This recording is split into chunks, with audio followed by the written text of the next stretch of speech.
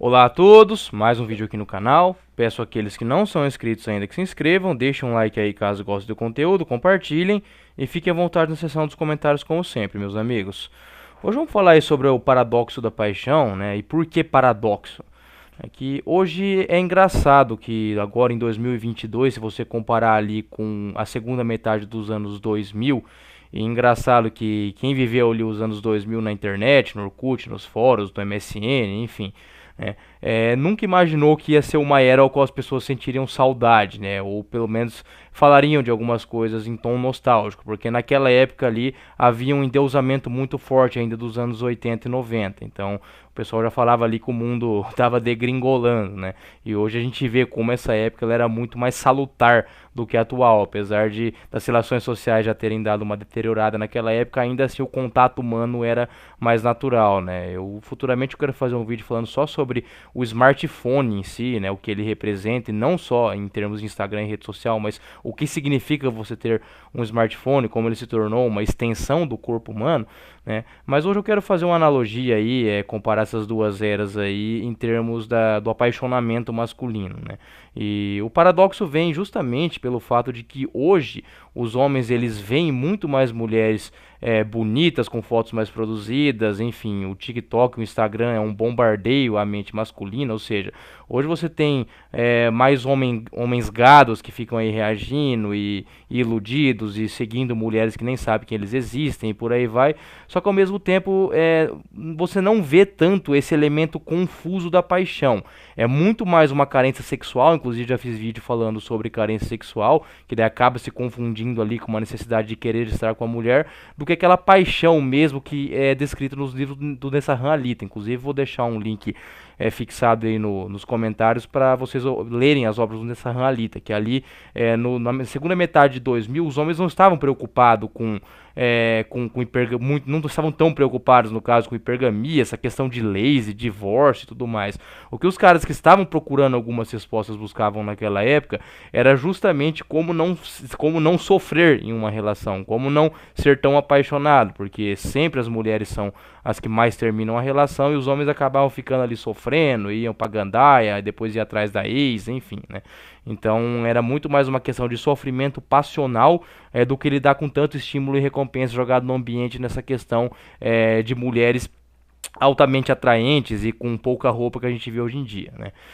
E acabou que nesses anos 20 agora, na verdade já tem uns 4 ou 5 anos, vamos botar aí, sei lá, 2017 para frente, 2016 para frente, da segunda metade aí dos anos 10 até os anos 20, no começo dos anos 20 agora, meio que deu uma parada assim de falar sobre essa questão do apaixonamento masculino, porque é, digamos que hoje está mais difícil o homem se apaixonar pelo centro emocional, mas muito mais fácil se apaixonar pelo centro sexual, né? Como nessa Alita diz, você tem três tipos de apaixonamento, que é o físico, né? Que no caso sexual, que você acaba tendo uma atração muito forte pela mulher por questões físicas, a questão passional, que é a mais destrutiva, a pior de todas, que é o homem apaixonado mesmo, que ele só vê graça naquela mulher, né? E o apaixonamento intelectual, que ele é muito raro, mas às vezes acontece, o qual o homem ele tem um desejo muito forte de conversar com alguma mulher intelectual, né?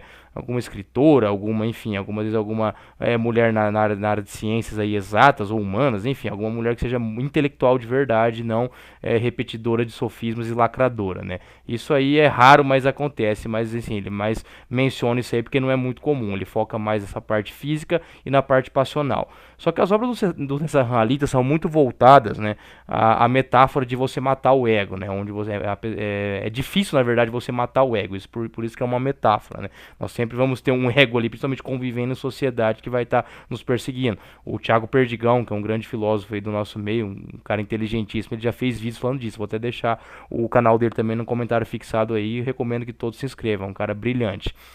Então, isso está sendo muito pouco falado hoje do apaixonamento, porque a machosfera ela virou, e com motivos de sobra, para mais para essa questão das leis, das falsas acusações, né, das dores de cabeça que você tem com exposição, né, enfim, né, com prints, etc. Aí, né, e com razão, obviamente, que isso aí é algo que vem afetando muito os homens e meio que acabou esse negócio de ficar perdendo tempo explicando essa questão do apaixonamento, porque, e eu concordo com isso de certa forma, que hoje está muito mais difícil você se apaixonar, né? Tanto que a maioria dos caras ainda que tem algum enrosco com alguma mulher ou algum sentimento de ligação passional ainda, geralmente é com algum rolo mais antigo, de 5 6 7 anos atrás, né? Não é tão comum hoje que um homem se apaixone, pelo menos o homem desperto, no caso, né? Quando eu tô falando aqui um homem desperto e não um homem gadão. Mas até no mundo Blue Pill você vê um certo reconhecimento do pessoal, por mais que talvez não saibam explicar como, né? Que tem muita gente que vive na Matrix, mas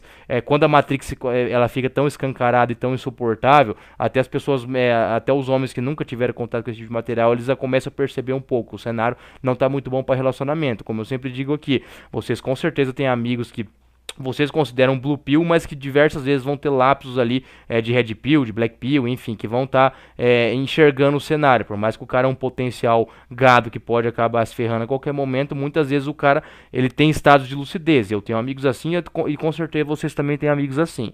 Então, por quê? Porque o ambiente está muito podre, os caras estão vendo que as mulheres estão atrás de balbúrdia, de sheds, de viagens, etc. Enfim, elas estão praticando eugenia a rodo, enfim, eu só estou citando aqui, não estou fazendo julgamento moral, né? Isso aqui não é um canal conservador, caso que algum histérico ou histérica de paraquedas aqui, eu não quero restaurar a ordem de porcaria nenhuma, não, entendeu? Aqui é rumo ao abismo, tá? Esse aqui é um canal fatalista, então, assim, os caras estão vendo que tá tão impossível eles terem alguma coisa com algumas mulheres, e quando eles têm que baixar muito o nível, fica complicado se apaixonar, né? Porque uma das coisas que mais faz o homem se apaixonar é justamente a beleza feminina, né? Justamente a delicadeza, enfim, traços de neotenia, e tudo aquilo que remete à feminilidade física da mulher e dos trejeitos e reflexos, etc.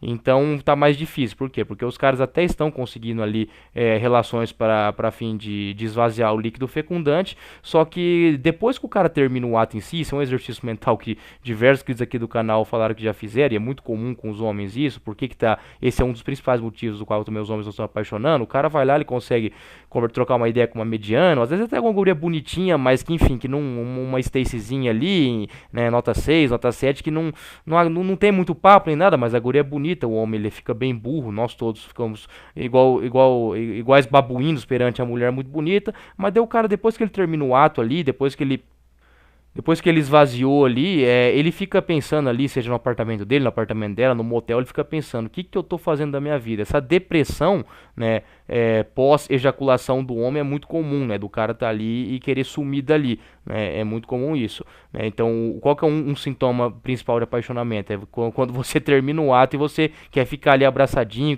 não quer ir embora e tudo mais. Se isso acontece com você, com alguma mulher que está saindo, eu tenho péssimas notícias para você, porque você já está ligado no centro passional dela, né. Então, pode cair uma mulher aqui e perguntar, mas qual que tem de errado nisso, tá apaixonado? Tem de errado que em quase 100% dos casos isso é uma paixão unilateral, né. Em pouquíssimos casos a mulher também vai estar apaixonada de maneira genuína, tá? E aqui eu não estou nem entrando na questão física, né, necessariamente dita, que a mulher de fato ela quer, tanto até pelo Shed, ela quer ser amada de maneira unilateral. A questão é que com o Shed, né, com o cara muito bonito, ela acaba tendo uma resistência muito menor para relações casuais ou para fazer coisas que ela diz para a sociedade que não faz, o que ela acha que é troca de energia ruim, etc. Tudo aquele converseiro que elas querem a pessoa certa cai por terra diante do Super Shed, né? Porém, como Super Shed são raros, as mulheres têm mais paciência e muitas vezes elas ficam na moita mesmo, principalmente agora que o sarrafo tá lá em cima, que o nível de exigência tá lá em cima, mas elas se preferem ficar brincando de risoto, Netflix e cachorro do que sair com caras medianos, né? Ou com caras até bonitinhos, mas que elas acham que não são o ideal. Então, um homem tá acontecendo muito isso. Os caras ainda eles são bem dependentes, né? Dessa matrix sexual, e isso é muito difícil de sair dela, né? Eu mesmo também não saí dessa matrix ainda, por mais que eu já falei aqui que eu flerte no longuíssimo prazo com o vocealzismo é uma realidade muito distante minha ainda, né? Por isso que eu não faço vídeo desse tema, não faço vídeo de waifuísmo e tudo mais, eu deixo isso aí com os experts aí no assunto Kodama, Coruja, não é minha praia isso aí, tá? Então acaba que isso tem, o homem ele saiu dessa matrix passional porque hoje é mais fácil, né? Digamos que hoje é muito mais fácil você identificar red flags nas mulheres.